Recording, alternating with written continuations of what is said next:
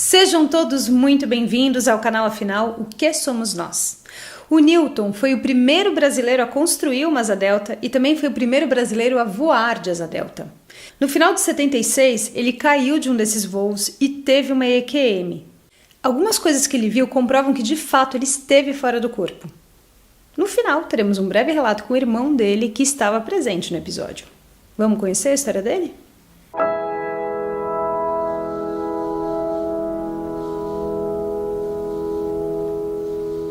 Boa tarde, Newton. Muito obrigado por você aceitar compartilhar conosco a sua história. Peço, por favor, que você se apresente, diga o seu trabalho e em seguida nos conte a história, como é que foi. O meu nome é Newton Davi, eu sou natural de Jundiaí, trabalho dentro do ramo da aviação. Eu já atuei muito como construtor, restaurador de aeronaves clássicas, inclusive.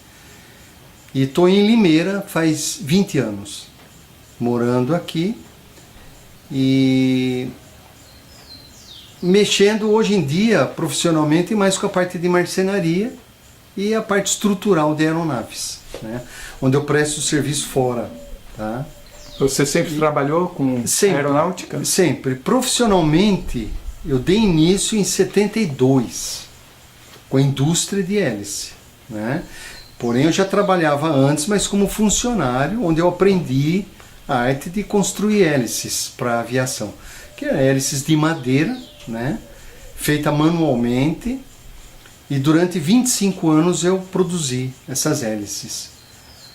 E agora eu estou preparando tudo para voltar a fabricar, porém hélices de fibra de carbono, com passo ajustável. Já é um produto mais avançado, né? Usando toda essa experiência que eu acumulei ao longo do tempo. E como eu sempre gostei de aviação, em 74 vieram os franceses no Rio apresentar a asa delta, que era chamada na época de Rogallo, e uns davam como apelido asa mosquito, né, pelo formato dela. E eu gostei da reportagem que eu assisti, e decidi então construir uma, mas não tinha nenhum parâmetro, nada, né? Eu me apoiei pelo que eu vi na televisão, tomando por base a altura das pessoas, mais ou menos uma escala, eu construí a minha, e começo de 75 comecei a voar, lá na Serra do Japi, para quem conhece, ali do lado da Anhanguera, né? Quem passa por Jundiaí, de São Paulo para o interior, fica do lado esquerdo, aquela pedreira toda ali, onde nós fazíamos os nossos voos lá, né? Vocês foram pioneiros, então? Sim, foi a primeira asa delta construída e voada no Brasil. Então eu comecei em começo de 75 e eles apresentaram a asa no fim de 74. Então, quer dizer, um mês e meio, 2 meses depois, a nossa asa já estava pronta e comecei a voar já, começo do ano. E você teve acesso aos dados? Não, no ano de 75 ainda não. Como é que você criou? Do olho? Eu me baseei pelas fotos, pelo filme da televisão, né? Então dá para ter uma noção. Eu gostava muito de desenho, já tinha muito conhecimento, né? Desenho mecânico. E a parte mecânica também eu tinha muita facilidade, então para mim não foi difícil, né? Eu fiz ela, apesar que ela não tinha medidas como deveria ter, porém voava. Tá? Era um paraquedão. Eu decolava e pousava no pé do morro. E em 76 que eu recebi um projeto do Rogallo, dos Estados Unidos, que foi engenheiro da NASA que desenvolveu a asa delta. E aí então, com aquele esboço, eu consegui modificar algumas medidas da minha, né? Onde ela passou a voar um pouco melhor. Porém, eu fiz uma reforma no fim do ano de 76 na asa. Eu já tinha até motorizado ela, foi a primeira asa motorizada também, sabe? Então eu tive esse prazer, né? Essa felicidade de ter sido esse primeiro a voar. Só que na reforma que eu fiz, eu engatei um mosquetão, que é um gancho do arreio na asa, e meus irmãos que estavam ali observaram e disseram, não, tá bom, pode decolar. Eu saltei do morro. Quando eu saí do chão, eu percebi que fiquei muito alto. Então, o pêndulo que deveria existir na asa passou a ser muito próximo. Tirou toda a estabilidade da asa no voo. E durante uns 30 metros, mais ou menos, desculpa, uns 30 metros eu planei bem. Foi tranquilo. O pêndulo é dado pelo corpo da Isso, pessoa. a asa delta ela é um equipamento de voo que voa pendular. Então a pessoa pendurada, ela dá estabilidade no voo. Quando você joga o corpo para frente, que a impressão de quem vê é que você puxa o trapézio para trás, mas não é. Você apoiado no trapézio, você se desloca para frente. O teu peso indo para frente, a asa mergulha, ou vice-versa. Você pode jogar o peso para trás, a asa sobe. Ou para a curva, ela entra em curva. Então todo o movimento é pendular. E quando o teu corpo está muito acima, ela fica instável, ela perde a estabilidade. Foi o que aconteceu. Ela perdeu a estabilidade, começou a oscilar, para que ela não despencasse, que é entrar em stall, que nós chamamos. Eu puxei o trapézio onde eu alcançava, porque eu não conseguia pegar na barra embaixo, estava muito curto. Eu peguei na lateral e puxei, ela mergulhou, e nesse mergulho eu comecei a girar o corpo para cima, e aí eu dei uma chave de perna de novo para voltar a face para baixo. Eu pensei assim, eu vou tentar me defender na queda, porque eu percebi que não tinha mais recurso de comando ali, né? Porque ela perdeu todo o formato aerodinâmico e o tecido começa a bater. Inclusive, eu vou te entregar algumas fotos, né? Tenho 3 fotos do acidente, da queda. E nesse momento que ela começou a descer, eu percebi que tinha uma árvore que eu ia tentar jogar ela em cima, mas ela passou distante dessa árvore. Então, eu vi que não tinha como, me veio um pensamento muito rápido de que criança, quando cai, não se machuca. E a resposta é em seguida. Por quê? Porque ela não se afirma. Ela cai como uma borracha jogada no chão, né? Então ela dificilmente se machuca. É mais ou menos parecido com a história do bêbado, né? O bêbado cai e pouco se machuca. E então é o que eu fiz. Eu me lembro bem que eu fechei o olho só e relaxei o corpo, ouvi só a pancada no chão. E uma coisa estranha ali, muito interessante, aconteceu. Que eu tive a sensação que uma mão muito grande amorteceu minha queda, me tirando do corpo físico. Eu senti muito essa sensação, que eu fui tirado do corpo físico.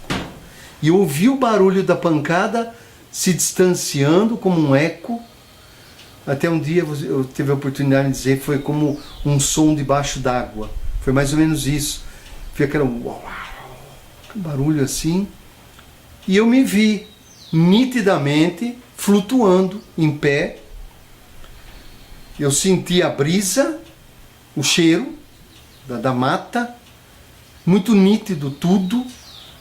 E eu pensei, puxa, eu estou sonhando, interessante, né?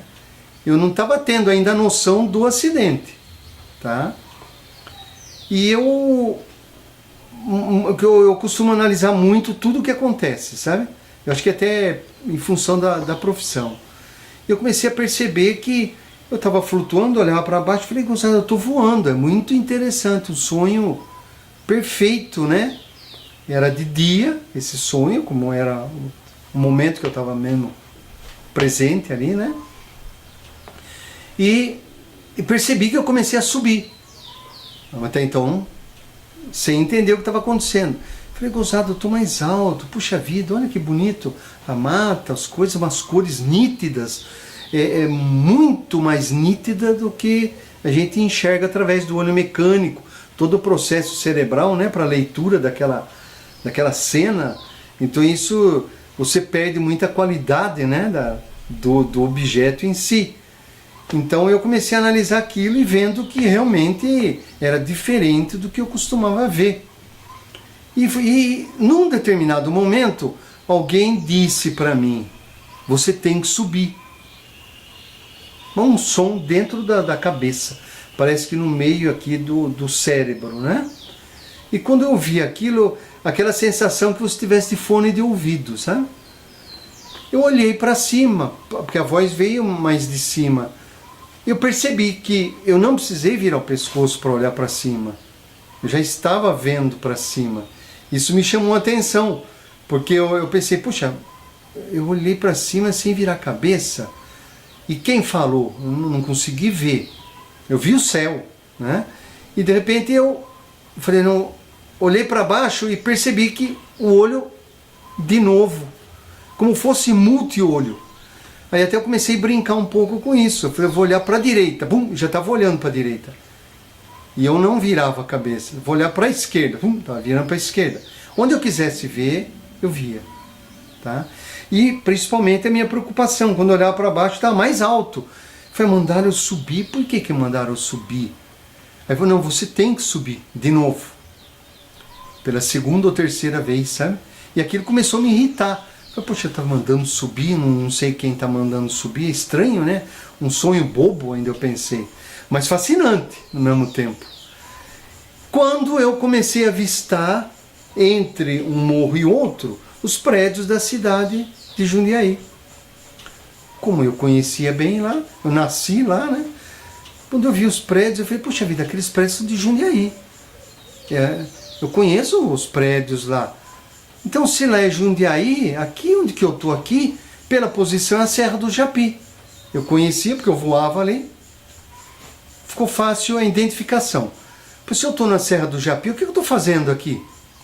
Aí eu comecei a olhar para ver se eu entendia por que eu estava ali. Quando eu vi, em cima do morro que eu havia saltado, a rural que eu tinha. Era uma rural da Ford. Todos devem saber, porque a rural era de 74. Então era 76 e ela azul e branca, aquele modelo, né, que muita gente conhece. E eu vi ela da metade para cima. O morro onde eu saltei era 50 metros. Era a altura que eu despenquei. Porque eu planei 30 metros no nível do morro. E nisso ela começou a despencar. Então foi uma queda bastante grande em cima de pedregulho, que tinha pego fogo naquele trecho da mata. Então não tinha mato para amortizar, não tinha nada. Caiu mesmo, esfarelou meu capacete, arrancou as luvas. Eu inclusive havia ganho um par de botina de um paraquedista que tinha na cidade próxima a Campinas, Barão do Geraldo. Era o Faco, muito amigo. Ele fabricava paraquedas e ele me fez o arreio da asa e me deu de presente um par de botina de paraquedista. Na pancada que deu, me arrancou as duas solas da botina. Para ter uma ideia, a pancada foi muito violenta. E o capacete esfarelou na cabeça, né? E voltando na rural, quando eu vi a rural, eu lembrei. Aí veio a lembrança nítida do que tinha acontecido. Né? Porque tinha um fotógrafo andando para um lado para o outro rapidamente, nervoso. Ele era fotógrafo policial do Jornal de Jundiaí. Se não me engano era Rabelo o nome dele. E nessa época, quem buscar na internet, deve ter Jornal de Jundiaí, vai aparecer muito lá, porque eles faziam muita reportagem, o Estadão, o Jornal, falavam Homem-Pássaro, eles chamavam, sabe? A mídia gostava de sensacionalismo, né? Uns achavam que era doido, mas não conhecia o que é o prazer de voar, né? E como era um negócio meio inédito, então o pessoal não tinha muita noção, né? E quando eu vi o fotógrafo, eu comecei a procurar meus irmãos. Foi quando eu vi eles descendo o primeiro morro, de onde eu saltei, que era o Gilson e o Osmar. O Gilson é abaixo de mim, o Osmar é o mais novo dos irmãos homens. E o Osmar, ele havia colocado a mochila nas costas, que tinham 3 máquinas fotográficas antigas ali, e tinha os filmes, fotos, todo o histórico dos voos, estava dentro daquela mochila. Apesar de eu não ser apegado materialmente, aquilo me chamou a atenção quando ele jogou a mochila no chão. e desesperado descendo aquele morro. O mato ali, naquele trecho, era muito alto e fatalmente ele não ia encontrar mais essa mochila, até porque não era caminho. E nervoso que ele estava, que eu vi nitidamente isso, ele não ia conseguir lembrar dessa mochila. Aí eu marquei uma referência, que era uma arvorezinha seca, e eu tinha muita noção de desenho, e o piloto, como todos devem saber, ele acaba criando uma visão da área muito boa, né? Então eu vi ali a árvore, 2,5 metros para a direita, 2,5 metros para frente, 45 graus, dava 3 metros mais ou menos da árvore, onde estava a mochila.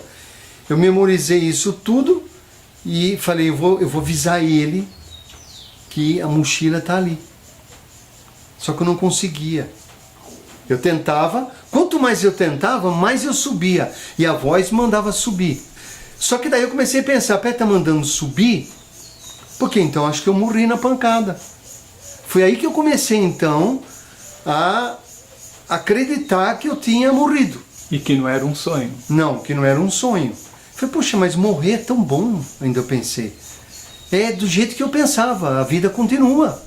Eu fui criado e formado na Igreja Católica, né? Então eu não tinha muita noção desse lado, dessas experiências extrafísicas, que as religiões dificilmente ensinam. Então eu comecei a entender, falei, poxa, então eu caí e estou agora vendo, mas eu não consigo contato com ele, mas eu preciso avisar, porque a mochila vai se perder da dó. E eu não conseguia. E a voz mandando subir. A um determinado momento eu me irritei com aquela voz daquela pessoa. E eu na época soltei até uns palavrões, sabe, que é natural, né, do sistema nervoso ali, pô. Não de ter morrido, não, isso aí eu estava tranquilo. Mas a insistência de que eu tinha que subir, não deram chance de eu avisar. Eu só queria ter aquela chance, mais nada. Aí eu falei, não, então vocês param de me perturbar, de encher o saco, eu sei que eu morri, que a vida continua, só que a vida eterna vocês podiam muito bem deixar eu ir avisar, não custa nada. Você não vai mudar nada para a eternidade. Não consegui. Aí eu pensei, bom, eu era casado há poucos anos, eu falei, então eu vou avisar a Helena, que era minha ex-esposa, de que eu tinha morrido, que a vida continua. Eu tinha essa necessidade, essa vontade de que a vida continua e que a mochila está ali, é um histórico que seria importante vocês guardarem. Era só isso. E o fotógrafo andando para lá e para cá, eu via ele, e eu já estava 3 morros acima, em torno de 150 metros de altura. E quando eu comecei a me preocupar com essa voz e bater boca com eles, eu parei de prestar atenção nos meus irmãos. Nisso eles subiram o segundo morro e desceram o segundo morro sem que eu observasse eles. Eu fiquei mais voltado a essa voz que estava me chamando. Aí eu olhava para cima, falava e fiquei discutindo ali com eles. Você esse tempo todo já tinha visto o seu corpo cair? Não, até então não. Eu passei a ver no momento que eles chegaram lá. Meus irmãos chegaram em mim, né? E eu fiquei batendo boca e discutindo com eles, porque eu não achava justo, sabe, interromper assim tão de repente, e eu não poder avisar, cara. Isso, falei, então eu vou avisar ela em sonho, que minha afinidade era grande, até porque eu fazia muita experiência, sempre gostei, sabe, e falava de sonho, eu sonhava alguma coisa que eu via quando era novo, então eu comentava, sempre na brincadeira, né? E quando eu vi que não dava mais, eu falei para eles assim, vocês venceram, né? Porque eu não vou avisar, mas eu vou em sonho, isso ninguém vai me impedir. Ainda eu falei, mas tudo a nível mental. Eu não precisava abrir a boca para falar, não tinha essa... Mas eu gostava muito de estar ali sentindo aquela brisa, vendo a paisagem, sabe? Eu observava tudo muito aquilo ali. Você viu um corpo em você? Sim, mais rarefeito do que é agora fisicamente, né? Inclusive quando eu olhava para baixo, eu via através de mim o piso, mas eu me via. Era fluídico, é um corpo fluídico. uma coisa que me chamou muita atenção, num desses momentos eu observei que eu estava sobre um feixe de luz colorido muito bonito, que dava uns 30, 35 graus, mais ou menos de inclinação, e era muito largo aqui na parte de baixo. E lá em cima acabava um ponto, acabava em nada. Comecei a observar aquilo e falei, puxa vida, é o arco-íris, né? Eu estou sobre um arco-íris. Mas só que o arco-íris é redondo, eu comecei a analisar aquilo. E esse feixe de luz é reto, então não deve ser arco-íris. Foi quando a voz, novamente, voltou a entrar em ação, dizendo, isso não é o arco-íris, é o Espírito Santo, a voz falou. Eu falei, puxa, que chique, né? Sempre eu gostei de brincar bastante, né? Eu falei, nossa, que chique, Espírito Santo, nossa. Falei, e o pombo? Pensei. Aí, levei uma bronca daquelas... A voz, numa ressonância, assim, parece que molecular, sabe? Vibrou molecularmente tudo. E disse assim, você sabe muito bem que o pombo é um símbolo religioso. Aí foi quando eu dei uma afinada e falei, não, eu estou brincando, vocês pelo jeito não gostam de brincadeira, mas eu sou assim, se vocês querem que eu volte, eu vou, mas do meu jeito, eu vou continuar o que eu sou e acabou. O que significa o pombo ser um símbolo religioso? Porque na Igreja Católica o pombo é visto como um símbolo do Espírito Santo. Foi o que me fez, né? E ele quis dizer que aquilo era, que o pombo era só um símbolo religioso, isso. Criado pelos homens. É, exatamente. Como hoje eu tenho certeza absoluta disso, até porque com relação a imagens e tudo mais, né? É tudo simbolismos religiosos, né? Porque para você acreditar em Deus ou ser um cristão, você não tem que ter símbolo nenhum, você não tem que ter nada, né?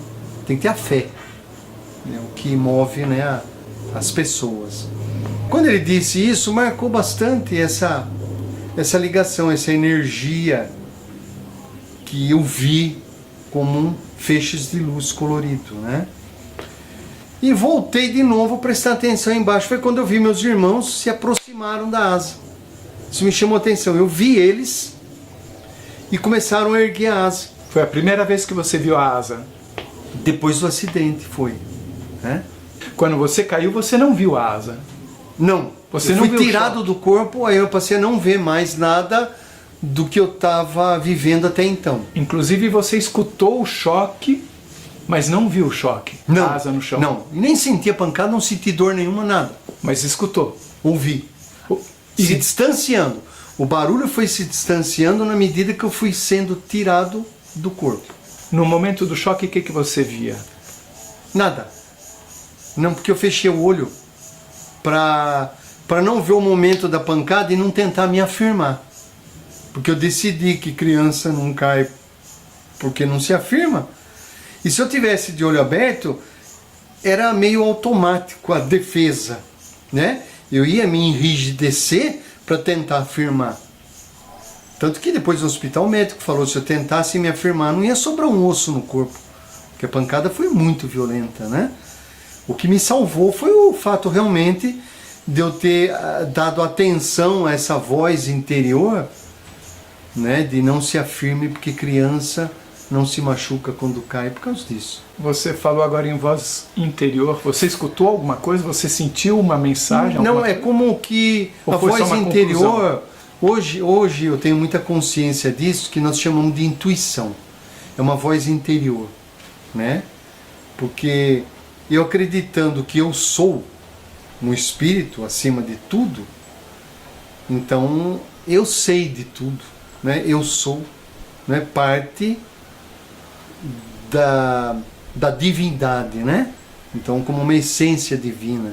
E eu, então, relato hoje dessa forma, tá? Mas na época, nesse momento, mesmo sem ter conhecimento da espiritualidade, eu usei esses termos.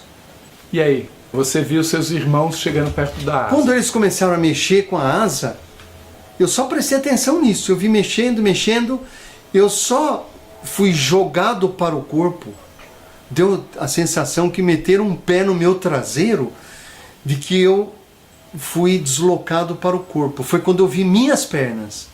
Eu estava de calça jeans, né?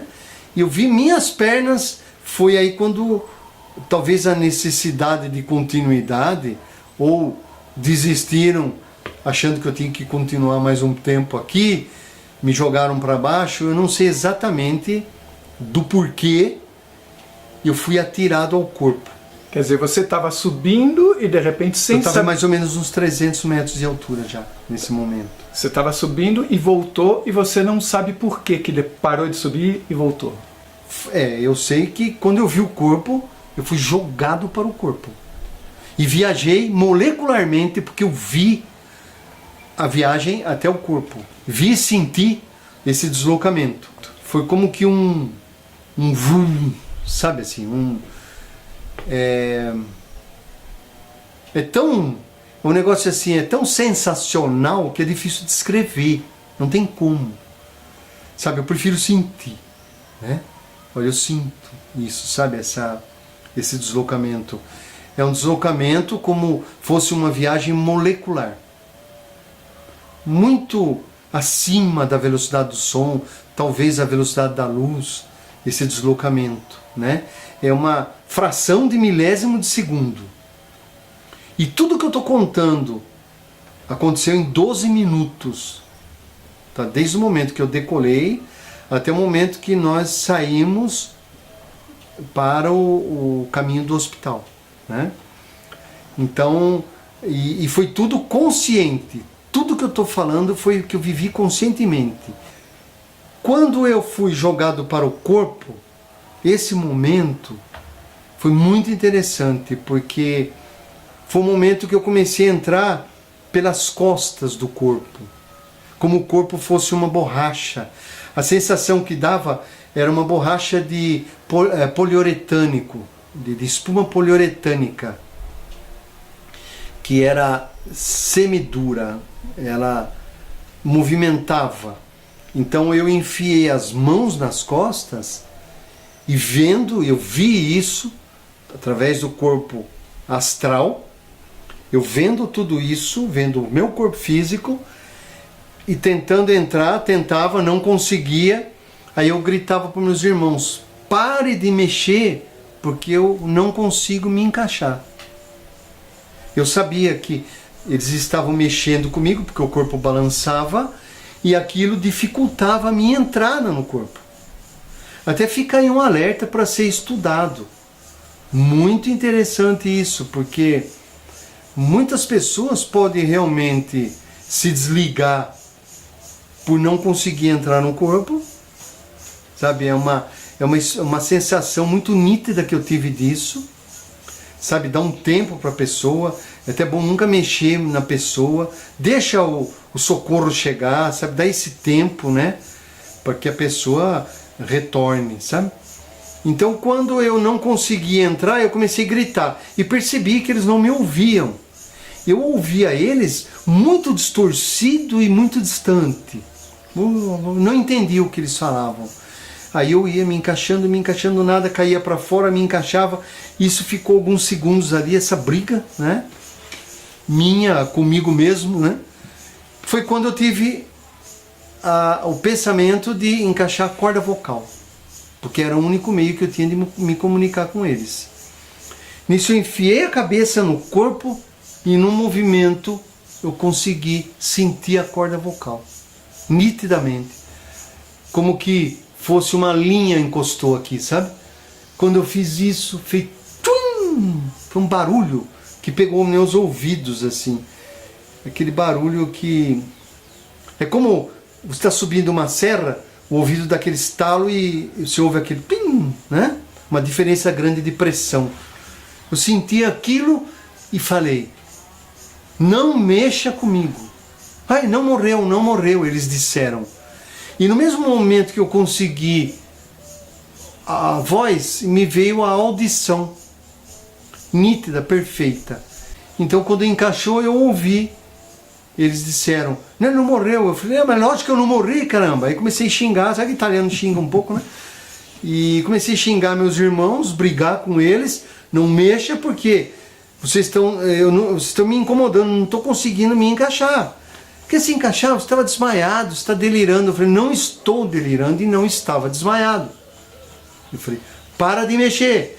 Eu insisti muito, aí o Gilson e o Osmar começaram a discutir, porém atenderam o meu pedido, pararam de mexer comigo.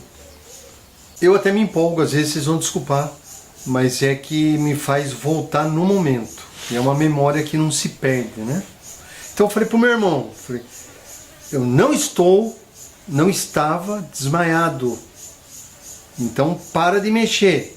Pararam, eu acabei de me encaixar, mão direita primeiro, como fosse uma luva.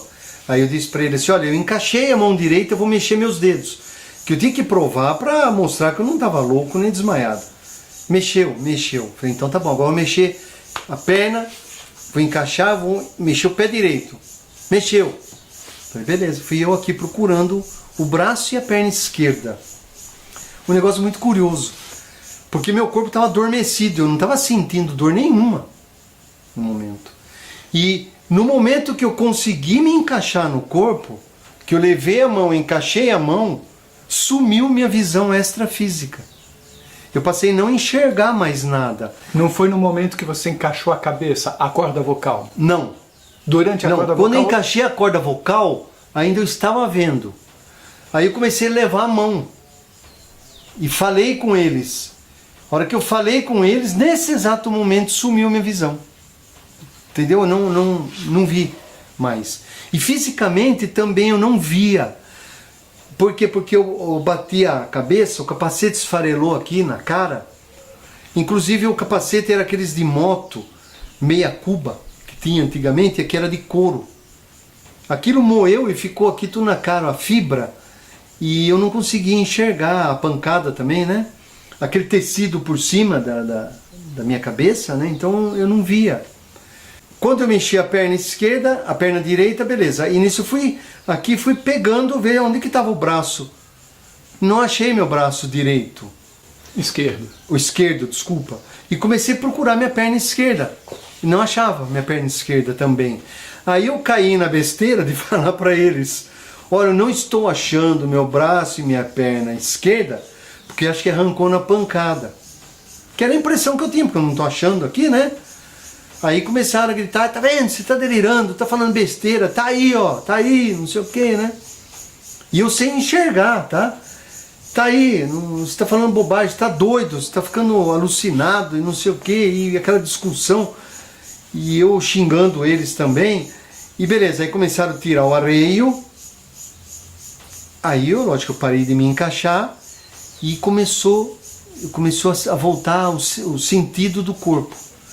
Eu comecei a sentir o corpo, não sentia dor nenhuma ainda, mas eu sentia já minha mão, sentia minha perna direita, meu braço direito, e eles mexendo ali, cortaram arreio, tiraram aquele monte de cano, porque a asa delta, muita gente conhece, quando você entra de nariz no chão, aqui ela se distorce toda, porque os cabos de aço, tudo aquilo repuxa, né?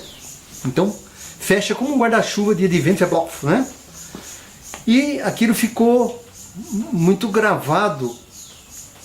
E nisso me puseram em pé. E eu não parava em pé, lógico, eu tinha quebrado a bacia, quebrei todo o lado esquerdo. E por que eu não achava meu braço e minha perna esquerda? Porque o braço, como eu quebrei muito essa parte aqui do ombro, clavícula, várias fraturas aqui, omoplata, costelas, bacia, quebrei aqui, cotovelo deu luxação, quebrei essa cana do braço, dedos, enfim. O braço ficou pelas costas, ficou para trás. E a perna também, a perna ficou jogada aqui nas costas. Então eu não sou não é contorcionista, né, como eu falei. Então nós temos um limite. O espírito acostuma conscientemente aqui no corpo físico.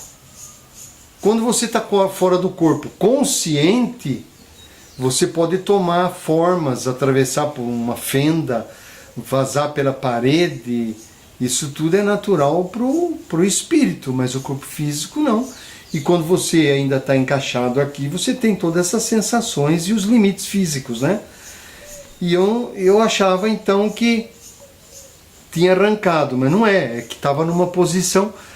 Quando foram levando na posição e puseram na rural, e aquilo machucou tudo por dentro, né? A gente sabe quando quebra, como que é, né? Aí você já sentiu a dor? Aí começou a voltar a dor. Voltar não, comecei a sentir a dor, né?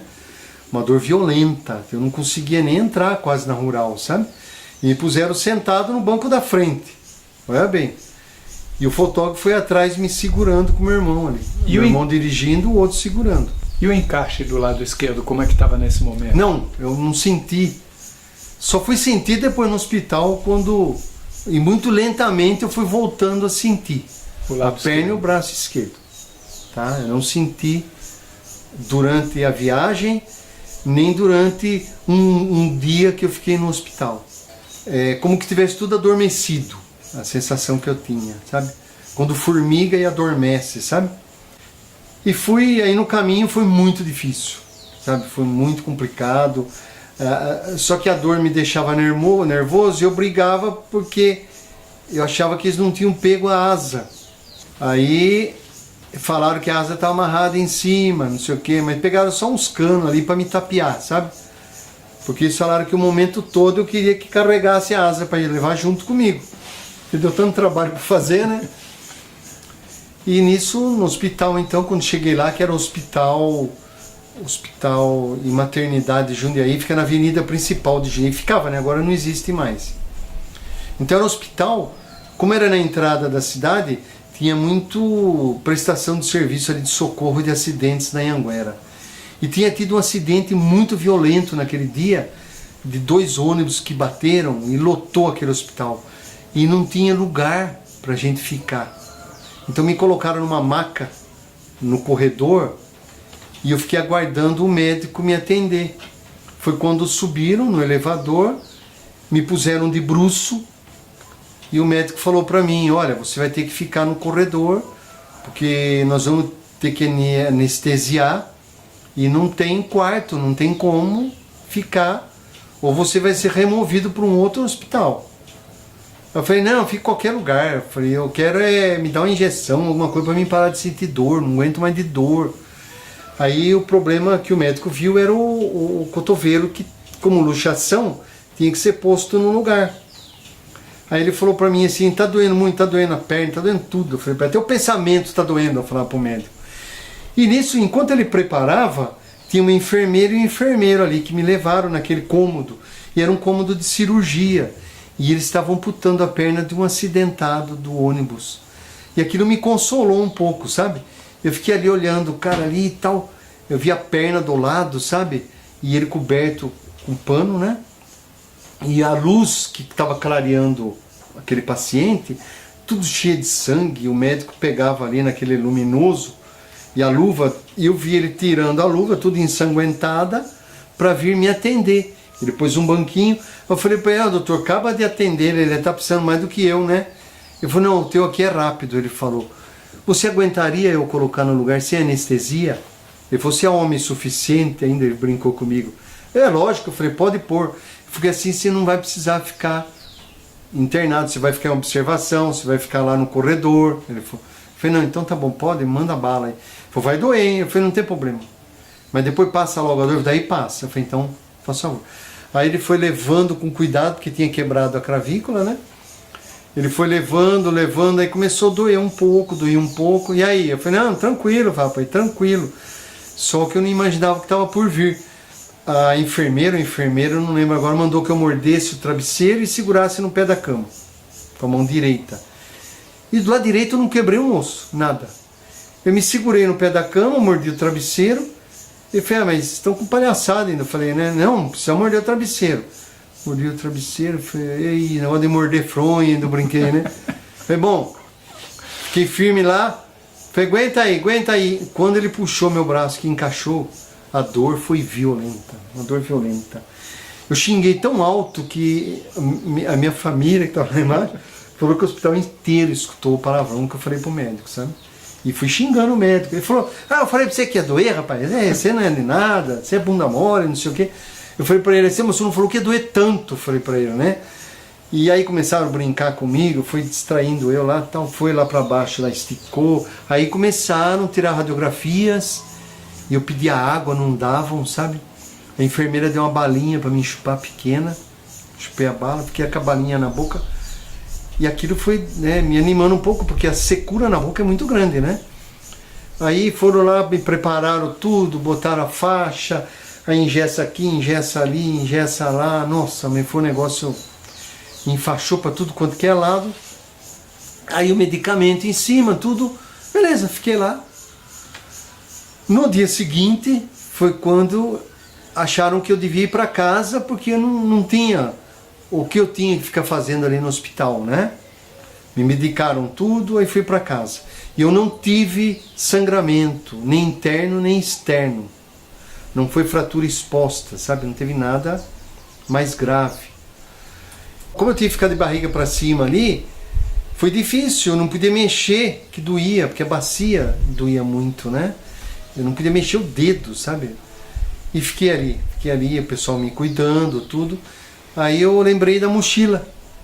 Eu falei, Helena, a mochila lá, foram buscar a mochila onde eu falei, porque no hospital eu tinha falado onde estava a mochila. Falou para quem? Para minha ex-mulher. Falei, precisa buscar a mochila lá, tá lá, eles largaram lá na serra lá. Aí eu peguei e fiz um desenho em casa, já fiz um desenho. Eu falei, então vai buscar a mochila, tá aqui, ó. Não, Nilton, vou ter que falar a verdade para você, agora que você tá melhor. A mochila roubaram. Osmar colocou na rural e desceu um muro para te socorrer. Eu falei, não, ele não colocou na rural porque eu vi. É como você viu, estava atrás do segundo morro, de cara no pedregulho, a asa em cima. Como que você ia ver isso? Ela falou. Eu falei, eu vi, eu assisti tudo, eu estava fora do corpo. Busca lá, por favor, a mochila. Acredita em mim. Não, Nilton, roubaram. Eu falei, então chama um táxi que eu vou buscar essa mochila. Eu falei para ela. Aí que resolveram ir. Não sei quem foi lá, parece que foi Osmar, mas não sei quem. Resolveram, eu fiz um mapinha, tá aqui, ó. Foram lá, voltaram com a mochila, acharam.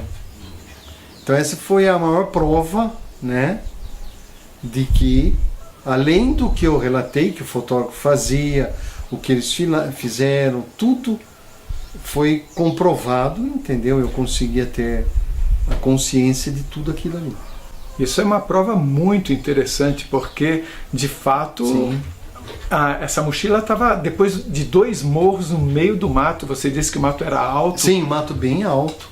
Que a minha preocupação era essa. Porque... Não tinha como você saber. E não era caminho mochila. de ninguém ali. Não, nem ele, nem Osmar que jogou, não lembrava. Dá o desespero dele na descida, né? E eles demonstraram algum tipo de surpresa? Ficaram querendo saber como é que você sabia? Não, inclusive o mais cético, né, que era o Osmar e o Gilson, que estavam comigo. O outro irmão, Edson, ele já acredita, ele leva mais a sério, né? Agora os outros não. Na época, principalmente, acharam que eu tinha chutado. Não, você chutou que a mochila estava lá. Você não pode ter visto jogar a mochila. Como que você viu? Eu falei, então, em primeiro lugar, você achou que tinha roubado e não tinham. Eu falei que a mochila estava lá e estava. Então, quem está delirando é você, não era eu. Eu não Você chutei disse nada. Exatamente a posição, o ângulo. Eu fiz um mapa. Eu fiz o rabisco exatamente. A distância da rural lá e a distância dela na mochila. Da árvore, da árvorezinha seca, que era meu ponto de referência, até onde estava a mochila. Como é que hoje você interpreta aquela voz que você escutou durante a EQN? Pode ser ou uma entidade ou um anjo da guarda. Isso muda muito o nome de acordo da formação religiosa de cada pessoa. Mas você sente que existe algum tipo de hierarquia? Alguém tomando conta de alguém? Alguma coisa do gênero? Tenho absoluta certeza de tudo. Funciona mais ou menos de uma forma até bastante simples. O que prejudica são realmente as religiões, quando elas limitam a visão das pessoas. Tira aquela liberdade de pensar. Eu sou espírito, eu estou num corpo nesse determinado momento. Então quando eu saio desse corpo, quando eu consigo sair dele, E o desdobramento é algo que eu aconselho até para as pessoas. Procurem se informar. Muitos chamam de viagem astral, outros chamam de desdobramento, saída do corpo consciente. É importantíssimo isso aí, porque é natural do ser humano. É o que nós fazemos durante o sono fisiológico.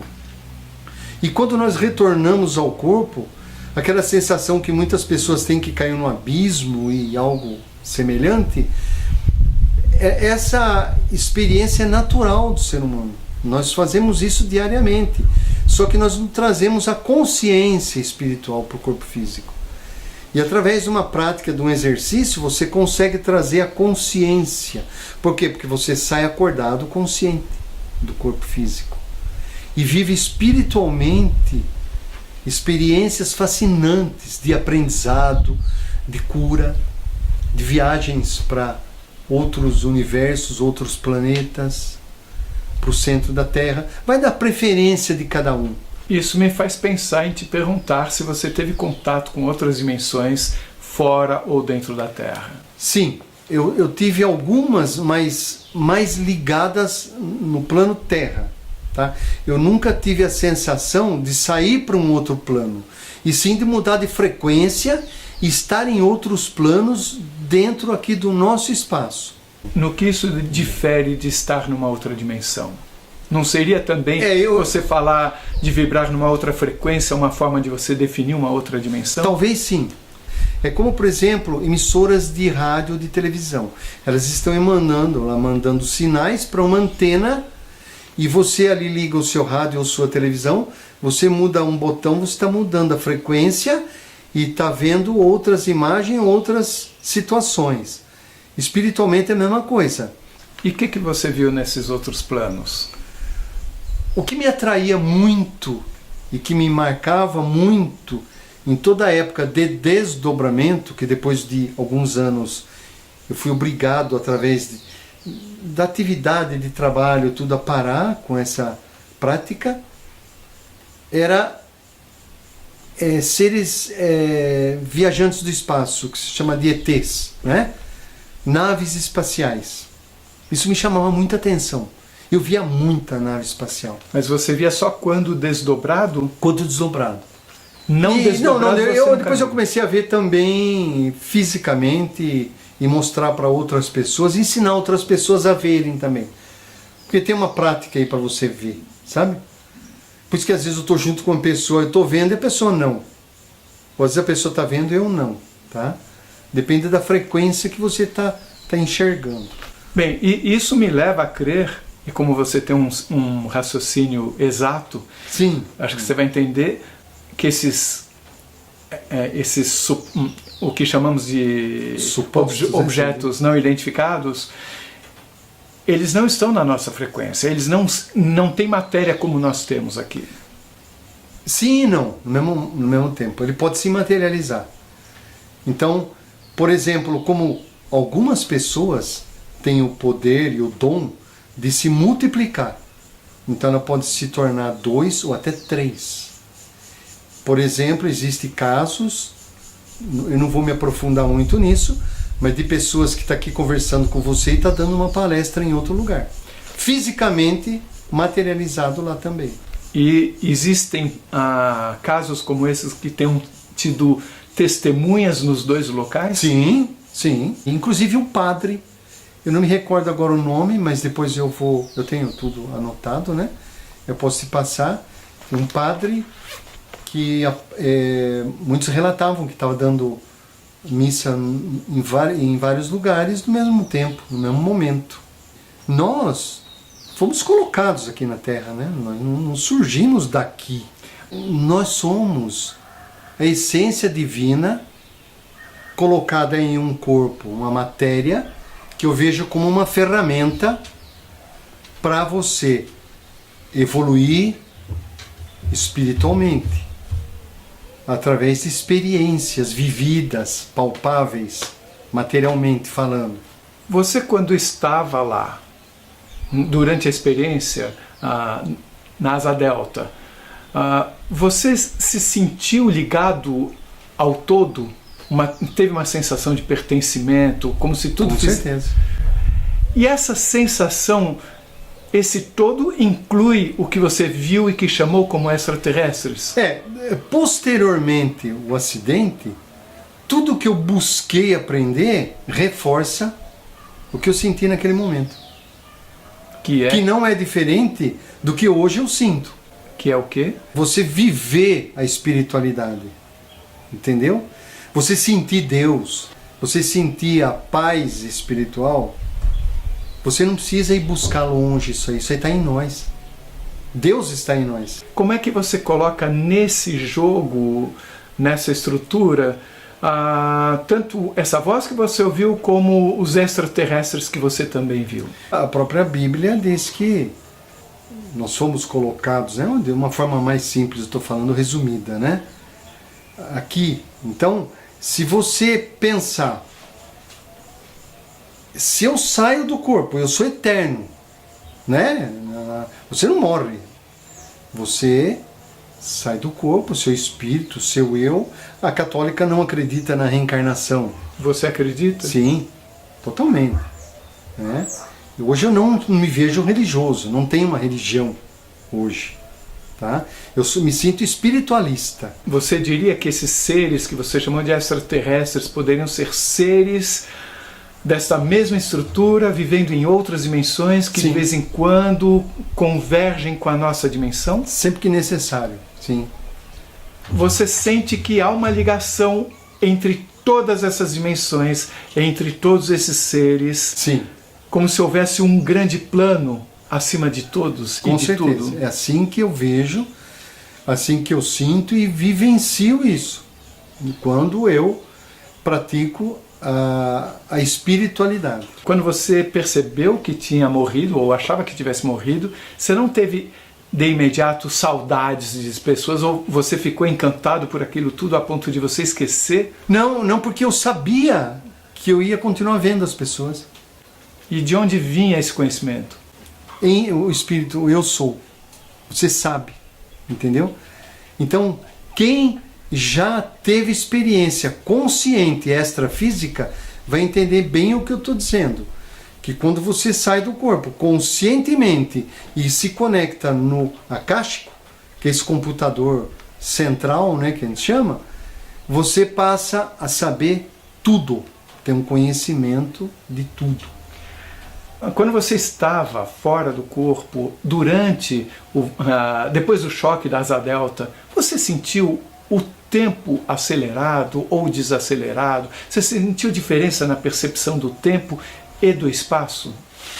O que deu para perceber bastante é que tudo você vê em câmara lenta, né? E o som distorcido. Isso é o que marcou bem, sabe? Câmara lenta, as pessoas correndo, ou andando rápido em forma de câmara lenta também, entendeu? Então isso marcou bastante. E mesmo quando você sai para o astral, você pode voar ou você pode andar, depende do teu desejo, do teu estado de espírito.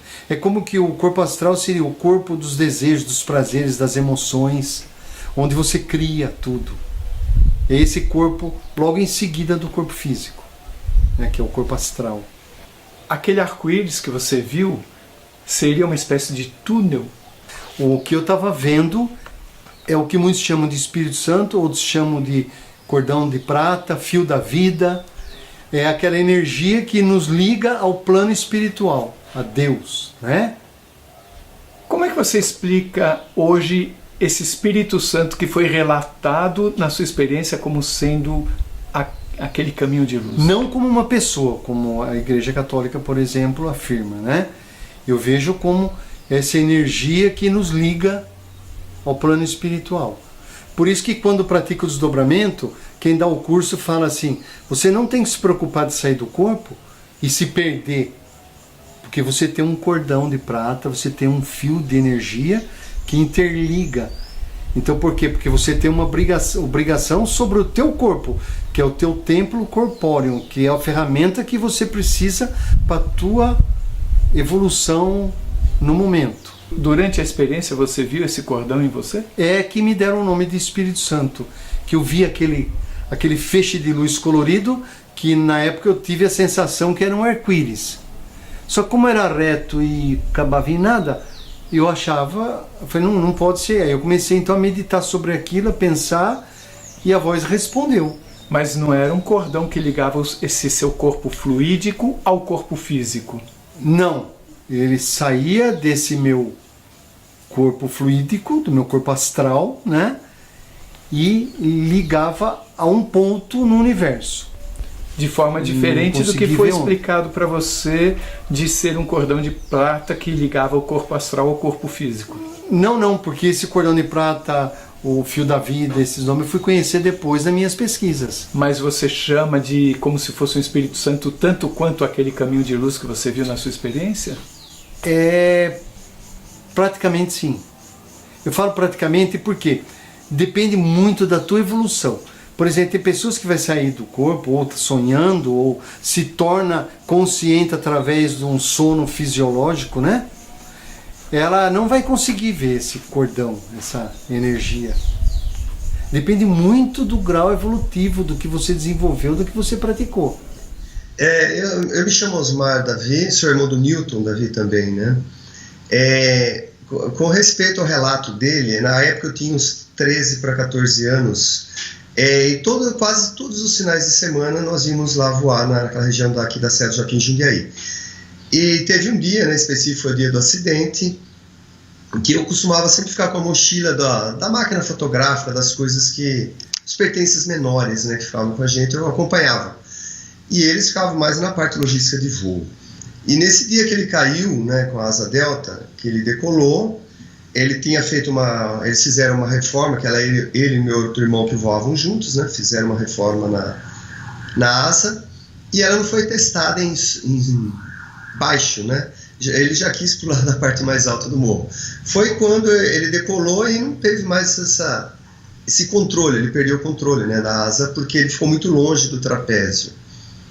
E nisso eu estava em cima do morro, né, porque eu ficava lá, ele decolava, nós ficávamos lá, ele foi, e a asa fez uma curva meio à esquerda, depois à direita, ela deu uma peneirada, foi quando ela caiu e eu desci correndo atrás, né, porque é instinto, né, mesmo tendo 13 para 14 anos, o meu outro irmão descemos, o fotógrafo estava no meio do caminho mais ou menos, e tinha um outro em cima do morro com a gente. E daí nós descemos correndo, e tinha bastante mato no caminho, era um morro meio íngreme, né. Daí o que eu fiz? Eu soltei aquela mochila, né, que eu estava carregando uma meia alça nas costas, e naquela época eu já treinava atletismo, né, então eu gostava de correr, né, então eu falei, agora eu vou soltar ele, eu fui embora, desci correndo, não me lembro de onde ter soltado ela, eu lembro que era na descida do morro, e isso ele já tinha caído nesse momento, né. Daí foi quando eu cheguei perto dele, ele estava ainda meio atordoado, o pessoal estava tentando mexer nele, ele reclamava muito, né, para não mexer, até que depois conseguiram pôr ele no lugar, nós conseguimos chegar com o carro perto para levá-lo, né. E depois lá no hospital, antes dele passar para o atendimento, ele estava numa maca lá, ele falava, mas vocês largaram a mochila lá, né, eu já tinha até esquecido, não lembrava mais que estava com a mochila, né, e nesse daí ele insistiu. Daí eu acho que foi a minha cunhada na época, com mais uma outra pessoa, voltaram lá, parece que olharam e não acharam, porque o lugar que elas olharam não era o lugar que tinha caído. Mas depois ele explicou com mais detalhe, não, senão eu vou acabar indo lá, e não podia, que estava tudo arrebentado, né? E daí ele explicou mais ou menos onde era, daí o meu outro irmão, eu e o outro fotógrafo estavam juntos, nós fomos até lá. Porque ele falou que ele tinha visto onde tinha largado, né? Ele viu de cima, né? A versão dele foi essa. E o interessante é que estava no mesmo lugar, né? Quando nós chegamos, falava, vamos procurar onde ele falou, né? É muito grande aqui para nós arriscarmos olhar em tudo. E nós acabamos achando a mochila no mesmo lugar onde ele havia dito que estava. Ele chegou a fazer um mapa para você? Ele fez um esboço mais ou menos da cabeceira, ele fez na mão ali no hospital mesmo, né, com um pedacinho de papel que tinha lá, de um lugar mais ou menos que tinha começo e descida. O morro era meio em cunha, né, aquela descida, eu corri mais aqui para o lado da cunha, e tinha largado logo uns 20 metros para baixo do morro assim, e a árvore lá embaixo onde ele bateu, né? Quase que praticamente deu no pé da árvore, né? Não chegou a acertar a árvore em cheio. E nós pegamos o desenho dele, né? Porque como era grande, o morro, eu poderia ter descido correndo em qualquer lugar, não ia lembrar de detalhes, né? Mas daí ele fez esse desenho aqui, que é um mato meio seco lá, que ele tinha visto lá. Você se esqueceu que tinha deixado a mochila? Não, nem lembrava, achei que tinha ficado no carro, eu fiquei nervoso, né, vendo a situação daquele, tudo quebrado, a cravícula dele estava tudo fora, não tinha exposta, mas ela estava fora de posição, tudo torto, né. Você se lembra dele falar para vocês não mexerem no corpo dele? Então, quando eu cheguei, ele estava falando para não mexer, porque o pessoal estava tentando tirar ele do meio soltar o arreio dele, tirar ele debaixo da asa, e ele estava falando para não mexer. Quando você chegou, já tinha gente junto dele? Meu irmão acabava de chegar, eu cheguei acho que uns 20 segundos atrás. Quando meu irmão chegou, eles deram uma mexida na asa, que ela estava toda torta, e começaram a querer puxar ele. Ele começou a reclamar, para não mexer, porque deixa eu mexer minha perna, deixa eu mexer meu braço, né? E o pessoal tentando, né, com aquela situação de querer tirar ele daquela posição, e ele não queria que mexesse nele, né? Daí foi quando foi indo, depois de um tempinho, ele falou, agora podem mexer em mim. Foi daí que o pessoal conseguiu tirar ele de lá, né? E eu só fiquei olhando, não cheguei a pôr a mão nele, né? Você sentiu de alguma forma que você deveria relatar para todos a sua experiência? Eu só aceitei o convite para estar aqui agora, dizendo tudo isso, porque eu vi pelo site que é uma das formas saudáveis, sérias. Eu senti isso lá quando eu vi alguns depoimentos, né? Não tem mistificação, não tem, por exemplo, você nunca me procurou falar isso ou falar aquilo, entendeu? Você aceitou o que eu estou falando, elaborou algumas perguntas aí, né? Pelo pouco que nós conversamos. Então eu achei um trabalho sério da sua parte e estou aqui por isso. Mas o que ficou claro para mim desde o acidente é que me restou uma missão. Que eu voltei para o corpo porque eu tenho uma missão para cumprir. E uma delas é passar a verdade para as pessoas, doa quem doer. E eu não me envergonho de falar. E não estou preocupado se alguém vai acreditar ou não. Eu vou ficar feliz se alguém acreditar. Entendeu? E principalmente ainda, vou ficar mais feliz se a pessoa buscar a evolução. Se você gostou, por favor, se inscreva no nosso canal, dê likes, faça comentários, divulgue para os amigos, toca o sininho que você sempre fica sabendo quando chega vídeo novo. E se você tem alguma dúvida ou passou por uma EQM e gostaria de compartilhar a sua história com o mundo, por favor, nos escreva. O nosso e-mail é afinal-o-que-somos-nós@gmail.com. Essa é uma nova fronteira do conhecimento humano. Vamos juntos atravessá-la?